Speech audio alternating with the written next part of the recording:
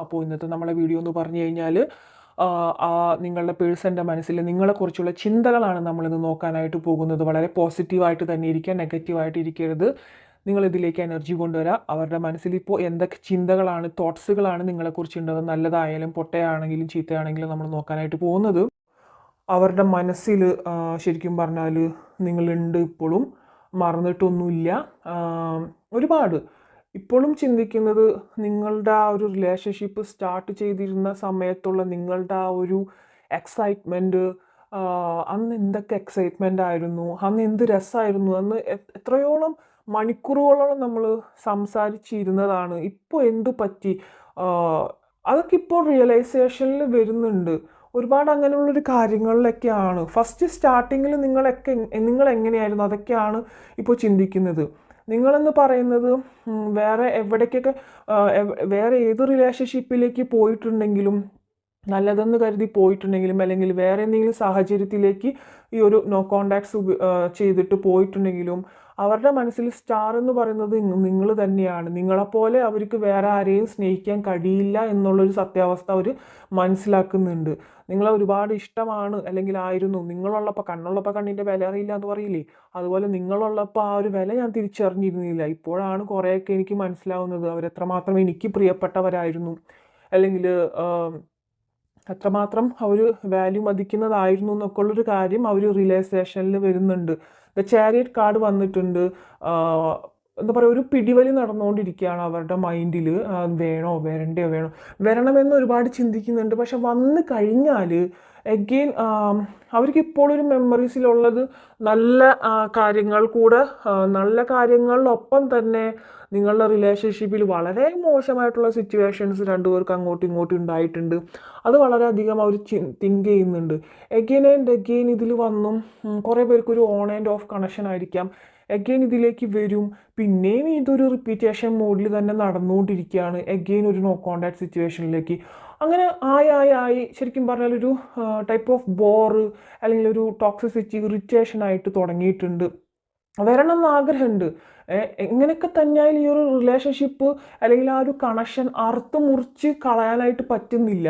വരണം എന്ന് ആഗ്രഹമുണ്ട്. പക്ഷെ അവർ ചിന്തിക്കുന്നത് വന്നാലും എഗെയിൻ ആൻഡ് എഗെയിൻ എങ്ങനെ സാധിച്ചെടുക്കുക, ഇനി ഒരിക്കലും സാധിക്കില്ല പണ്ടത്തെ പോലത്തെ, അല്ലെങ്കിൽ നിങ്ങളുടെ ആ ഒരു സ്റ്റാർട്ടിങ്ങിൽ ഉണ്ടായിരുന്ന ആ ഒരു എക്സൈറ്റ്മെൻറ്റ് അതൊക്കെ നഷ്ടപ്പെട്ടു പോയി. അത് റിക്രിയേറ്റ് ചെയ്യാൻ ശ്രമിക്കുന്നുണ്ട് മനസ്സിൽ. പക്ഷേ അത്തരത്തിലുള്ളൊരു ഭയങ്കരമായിട്ടുള്ളൊരു എക്സൈറ്റ്മെൻറ്റ് ഫീലിങ്സ് അതെന്തായാലും ഉണ്ടാവില്ല. പക്ഷെ അതൊക്കെ നഷ്ടപ്പെട്ടു പോയതായിട്ടുള്ളൊരു സത്യാവസ്ഥ ആൾ മനസ്സിലാക്കുകയാണ്. അതൊരിക്കലും തിരിച്ചു വരാൻ ഇനി കഴിയില്ല, അങ്ങനെയാണ് ആൾ ചിന്തിക്കുന്നത്. അത്തരത്തിലുള്ളൊരു ഇത് ഇനി കിട്ടില്ല. പക്ഷേ ഈ ഒരു റിലേഷൻഷിപ്പിൽ ബാലൻസിങ് വരണം എന്ന് ആഗ്രഹമുണ്ട്. ബാലൻസിങ് മീൻസ് ഒരു ഒട്ടും ഒന്നും വിശ്വസിച്ച് നിങ്ങളുടെ ഒരു റിലേഷൻഷിപ്പിൽ മുന്നോട്ട് പോകാൻ പറ്റാത്ത ഒരവസ്ഥ. ചിലപ്പോൾ ഇന്ന് പറയുന്ന കാര്യമായിരിക്കില്ല നാളെ പറയുന്നത്, അല്ലെങ്കിൽ ഇന്ന് കാണിക്കുന്ന കാര്യങ്ങളൊന്നും ആയിരിക്കില്ല നാളെ കാണിക്കുന്നത്. ഒരു ഓൺ ആൻഡ് ഓഫ് കണക്ഷൻ, അല്ലെങ്കിൽ ഇന്ന് നിങ്ങളുടെ അടുത്ത് ഒരുപാട് സ്നേഹം കാണിക്കും, അല്ലെങ്കിൽ നിങ്ങൾ സ്നേഹം കാണിക്കും, നാളെ അതിന് ടോട്ടലി ഓപ്പോസിറ്റ് ആയിരിക്കും.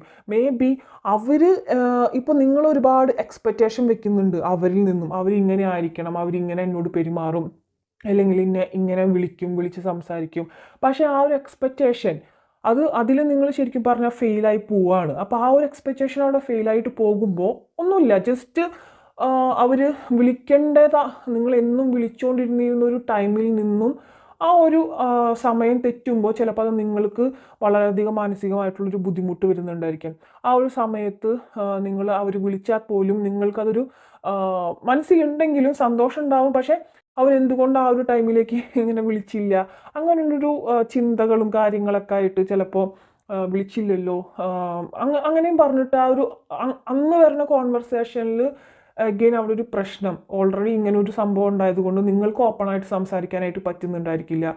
അല്ലെങ്കിൽ ഇത് തിരിച്ചായിരിക്കണം, അവരായിരിക്കും ഇതുപോലെ നിങ്ങളടുത്ത് പെരുമാറുന്നുണ്ടായിരിക്കുക, അല്ലെങ്കിൽ നിങ്ങളായിരിക്കും അങ്ങനെ നിങ്ങളൊരു സിറ്റുവേഷൻ എപ്പോഴെങ്കിലും സിറ്റുവേഷൻസ് ഉണ്ടായിട്ടുണ്ടായിരിക്കുക.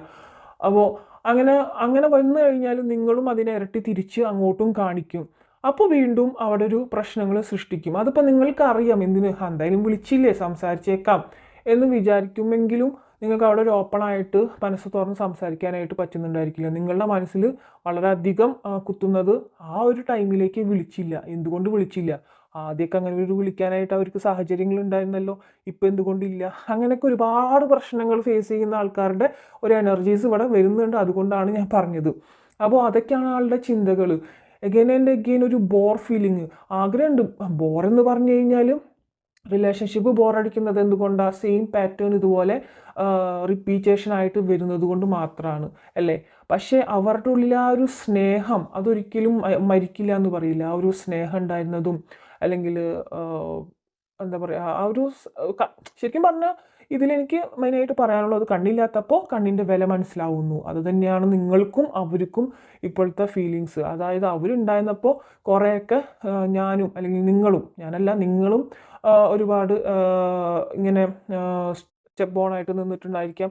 അവരും നിങ്ങളെടുത്ത് നിങ്ങൾ എന്തെങ്കിലും ചെറിയ കാര്യങ്ങൾ, ചെറിയ മൈന്യൂട്ടായിട്ടുള്ള അവരുടെ നിങ്ങളുടെ എക്സ്പെക്റ്റേഷനിൽ നിന്നും അവർ നിങ്ങൾ കുറച്ചൊന്ന് മാറുമ്പോഴേക്കും നിങ്ങളവിടെ വിഷമം പറയുകയും അങ്ങനത്തെ ഒരു കാര്യങ്ങളിലേക്കൊക്കെ കടക്കുമ്പോൾ അവർക്കതൊരു ബോറായിട്ട് ഫീൽ ചെയ്യും. പക്ഷേ ശരിക്കും പറഞ്ഞാൽ അവർ മനസ്സിലാക്കണം, നിങ്ങൾക്ക് അവരോടുള്ളൊരു സ്നേഹത്തിൻ്റെ, അമിതമായ സ്നേഹത്തിൻ്റെ ഇതിലാണ് നിങ്ങൾ ഇങ്ങനെയൊക്കെ പറയുന്നത്. ഒരു സ്നേഹമില്ലാത്തൊരു സ്ഥലത്ത് ഒരിക്കലും അവിടെ ഒരു പ്രശ്നം ഉണ്ടാവില്ല. അവളെന്തെങ്കിലും ആയിക്കോട്ടെ, അല്ലെങ്കിൽ അവനെന്തെങ്കിലും ആയിക്കോട്ടെ, അത്രയേ ആയിരിക്കുള്ളൂ. പക്ഷേ ഇവിടെ എന്ന് പറഞ്ഞു കഴിഞ്ഞാൽ നിങ്ങൾക്ക് രണ്ടുപേർക്ക് അങ്ങോട്ടും ഇങ്ങോട്ടും അത്രയധികം സ്നേഹമുള്ളത് കൊണ്ടാണ് പ്രശ്നങ്ങൾ ഇങ്ങനെ ഉണ്ടായിക്കൊണ്ടിരിക്കുന്നത്. അത് മനസ്സിലാവാനുള്ള സത്യാവസ്ഥ ആദ്യം ഉണ്ടായിരുന്നില്ലെങ്കിലും ഇപ്പോൾ ഉണ്ടാവുന്നുണ്ട്. എന്തുകൊണ്ടാണ് അവർ ഈ ഇങ്ങനെയൊക്കെ ഉണ്ടായിരുന്നത്, ഈ പ്രശ്നങ്ങളൊക്കെ വന്നത്? അത് അമിതമായിട്ടുള്ളൊരു സ്നേഹം കൊണ്ടായിരുന്നു എന്നുള്ളൊരു റിയലൈസേഷൻ വരുന്നുണ്ട്. അതൊക്കെയാണ് ഇപ്പോൾ ആ വ്യക്തി ചിന്തിക്കുന്നത്.